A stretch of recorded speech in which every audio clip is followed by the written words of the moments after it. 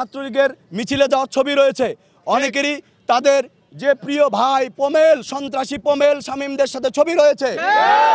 এদের এই কুচক্রী মহল আজকে উদ্দেশ্য প্রণীতভাবে এই ক্যাম্পাসে প্রশাসনকে প্রেসার দিয়ে সিন্ডিকেট একটি আইন পাশ করেছে। আমরা সেই আইনের প্রতি শ্রদ্ধাশীল থেকে আমরা বেগম রোকেয়া বিশ্ববিদ্যালয়ের ক্যাম্পাসে কিন্তু কোনো প্রোগ্রাম করিনি ছাত্রদল থেকে, আমরা বাইরে প্রোগ্রাম করেছি। কিন্তু এরা কিন্তু আইনের প্রতি শ্রদ্ধাশীল না। এরা আজকে কি করেছে? এরা আজকে নারীদেরকে অপমান করেছে, নারীদের শাড়ি নিয়ে চুরি নিয়ে তুচ্ছ তাচ্ছিল্য করেছে। এরা সেই শাড়ি আমাদের একজন সম্মানিত শিক্ষকের চেয়ারে দিয়ে এসেছে।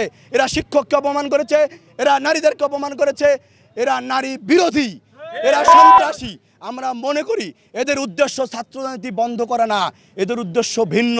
এদের উদ্দেশ্য আপনারা দেখেছেন কিছুদিন আগে এই ক্যাম্পাসে জয় বাংলা লিখেছে ছাত্রলীগের গুন্ডারা। এই ক্যাম্পাসে আমরা যদি ফ্যাসিবাদ মুক্ত বাংলাদেশ গড়ে তুলি, শহীদ আবু সাইদের রক্তের বিনিময়ে ক্যাম্পাস থেকে যদি ছাত্রলীগকে বিতাড়িত করেই থাকি, তাহলে এই ক্যাম্পাসে জয় বাংলা লেখা ছাত্রলীগ কোথা থেকে আসলো? তার মানে বুঝতে হবে ছাত্রলীগ এই ক্যাম্পাসের ভিতরেই অবস্থান করছে। আমরা মনে করি সাধারণ শিক্ষার্থীরা কখনো ছাত্র রাজনীতি বন্ধ চায় না। সাধারণ শিক্ষার্থীরা যদি ছাত্র রাজনীতি বন্ধ চাইতো, আজকে ছাত্র দলের সদস্য সংগ্রহ ফর্মে বিপুল সাধারণ শিক্ষার্থীর উপস্থিতি থাকতো। আজকে সাধারণ শিক্ষার্থীরা স্বতঃস্ফূর্তভাবে এখানে সদস্য ফর্ম সংগ্রহ করেছে। সাধারণ শিক্ষার্থীরা, ইভেন নারী শিক্ষার্থীরা এখানে মতামত দিয়েছে, তারা গণতন্ত্রের পক্ষে মত দিয়েছে। তারা কিন্তু ছাত্র রাজনীতি বন্ধ চায়নি। তারা সাধারণ শিক্ষার্থীদের ডাকে, কিন্তু কখনোই তারা 8-10 জনের বেশি কখনোই হয় না। ঘুরে ফিরে ওই 8-10 জন কুচক্রী মহল, যাদের অতীতের পরিচয় ছিল ছাত্রলীগের, যারা ছাত্রলীগের ছায়াতলে ছিল, এখনো বিভিন্ন সংগঠনে তারা গোপনে অবস্থান করছে। তাই আমরা মনে করি এখানে সাধারণ শিক্ষার্থীর নাম যারা ব্যবহার করছে, আমরা সাধারণ শিক্ষার্থীরা সহ ছাত্রদল সাধারণ শিক্ষার্থীদেরকে সাথে নিয়ে এদেরকে প্রতিহত করবে সামনে। এদের এই চেতনার ব্যবসা আর এই বিশ্ববিদ্যালয় আমরা চলতে দিব না। ক্যাম্পাসের বাইরে প্রোগ্রামটি করি, এটাকে কেন্দ্র করে কিছু কুচক্রী মহল, আমরা বলবো কিছু গোপন বট বাহিনী এবং তাদের ছাত্রলীগের লালিত কিছু এখনও প্রাণী যারা রয়ে গেছে বেরোবিতে, হাতে গোনা কয়েকজন, তারা কি করলো? তারা নারী জাতিকে অপমান করার জন্য নারী জাতির ভূষণ, শাড়ি এবং চুরি নিয়ে একজন শিক্ষককে অপমান করলো।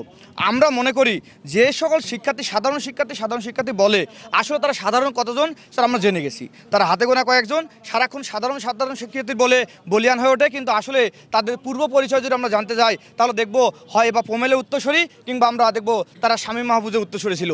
তারা নিজেদের পিঠ বাঁচানোর জন্য, তাদের যখন দেয়ালে পিঠ ঠেকে গেছে আর যখন পারতেছে না, তখন সাধারণ শিক্ষার্থীর নাম বলে তারা চেষ্টা করতেছে যে তাদের যেন আর অপকর্মের বিষয়গুলো প্রকাশ না হয়, তাহলে প্রশাসনকে নিয়ে তালবাহানা এবং এক প্রকার সিন্ডিকেটের চাপ প্রয়োগ করে তারা ছাত্রলীগকে পুনর্বাসন করার চেষ্টা করতেছে এবং নিজেদের বাঁচানোর চেষ্টা করে প্রশাসনকে অস্থিতিশীল করার চেষ্টা করতেছে। যেখানে আমরা সাধারণ শিক্ষার্থীরা বেগম রোকেয়া বিশ্ববিদ্যালয়ের ছাত্রদল স্বাভাবিকভাবে সুন্দরভাবে প্রোগ্রাম করতেছি, তারা বারবার আমাদেরকে হেয় করার চেষ্টা করতেছে।